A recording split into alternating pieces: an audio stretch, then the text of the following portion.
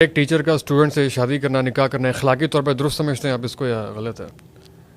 اخلاقاً مطلب وہ اس کو یعنی اسٹوڈنٹ کی حیثیت سے اس کے ساتھ اس نے معاملات چلائے، اخلاقاً تو اس طرح کی چیزوں کو اوائڈ ہی کرنا چاہیے. شرعی طور پہ تو ہم کوئی فتویٰ نہیں لگائیں. اوائڈ کرنا چاہیے، لیکن جی اوائڈ کرنا چاہیے آخری درجے میں، تاکہ یہ ایک تقدس والا معاملہ رہے. یہ اس طرح کے جب واقعات ہوتے ہیں تو لوگ پھر اپنے بچوں کو پڑھانا چھوڑ دیتے ہیں. وہ کہتے ہیں یار پتہ نہیں یہ کیا کریں. کہیں پہ یہ ٹیچرز جو ہیں وہ اسٹوڈنٹس کے ساتھ شادی کر لیتے ہیں، کہیں اسٹوڈنٹس جو ہیں ان کی ماؤں کو بھگا کے لے جاتے ہیں. اس طرح کے بھی چیزیں رپورٹ ہوئی ہیں. آپ میڈیا کے اندر دیکھیں کس طرح کی چیزیں آتی ہیں. پہلے شاگردیاں ہوتی ہیں، کچھ عرصے بعد چاچیاں بن جاتی ہیں. آپ لوگوں دیکھیں اسٹوڈنٹ کا اور ٹیچر کا ایک رشتہ ہے احترام کا، اس کو احترام کا رشتہ رہنا چاہیے. ٹھیک ہے. اور اس طرح کے جب معاملات ہیں، جب آگے چلتے ہیں تو لوگ پھر دین بدنام ہوتا ہے نا. وہ کہتے ہیں نہیں مولوی دیکھو جی یہ عورتوں کو اس لیے سکھا رہے ہوتے ہیں کہ یہ کل کو یہ کرنا چاہتے ہیں. پھر یہ چیز نکلتی ہے نا، اور واقعی ایسا ہو بھی رہا ہوتا ہے، پریکٹیکلی ہم نے دیکھا بھی ہے. تو اس طرح کی چیزیں، اور بعض اوقات نہ بھی ہو تب بھی لوگ سکینڈل بنا لیتے ہیں. تو یہ پھر معاملات بڑے اس میں آگے سیکس ڈسپلن ہے جو اسلام کا، اس میں احتیاط کرنی. ہاں اس میں احتیاط ہے، اور اس میں احتیاط عورتوں کی بھی ہے. اس میں تو کو ایجوکیشن اسلام میں بالکل نہیں. لیکن اب چونکہ ہمارے ملکوں کی اکانومیز کا بھی مسئلہ ہے، ہمارے حکمرانوں کی پرائورٹیز کا بھی مسئلہ ہے. میڈیکل کالجز بھی آپ کو اکا دکا ہی نظر آئیں گے جن میں صرف عورتوں کی تعلیم ہے،